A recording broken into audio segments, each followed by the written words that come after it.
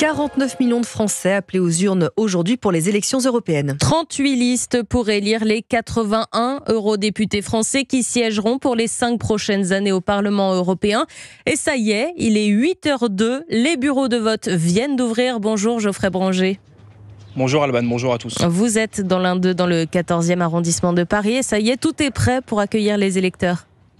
Eh bien oui, les portes de ce bureau de vote viennent d'ouvrir à l'instant. Tout est en place, les assesseurs sont à leur poste, prêts à recevoir les électeurs.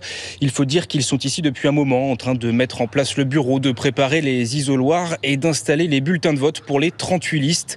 Petit rappel, pour pouvoir voter, vous devez simplement vous munir de votre carte d'identité et bien sûr être inscrit sur les listes électorales de votre ville. Pour l'instant, devant ce bureau de vote, il n'y a presque personne. Les premiers votants se font un peu attendre. Alors pas d'électeurs pour le moment, il est peut-être encore un peu tôt, Geoffrey, mais on a vraiment l'impression que cette année, les Français ont pris la mesure des enjeux de cette élection, peut-être un peu plus qu'à la précédente.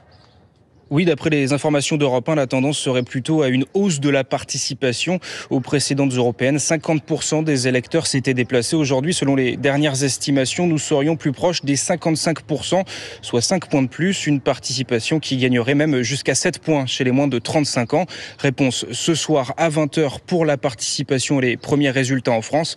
Les résultats définitifs à l'échelle de l'Europe seront eux connus plus tard puisque les bureaux de vote italiens ferment à 23h. Merci beaucoup Geoffrey pour ces précisions.